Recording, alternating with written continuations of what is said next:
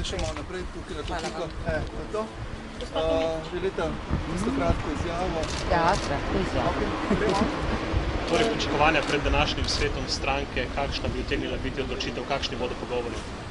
Ja, to bomo videli. Kot veste, so se predstavniki stranke Levica v teh dneh intenzivno pogajali s petorčkom in danes bo svet stranke odločil, ali so te spremembe koalicijske pogodbe v smeri blaginje za vse, ne le za peščico, zadovoljive, da lahko Levica podpre vlado Marjana Šarca.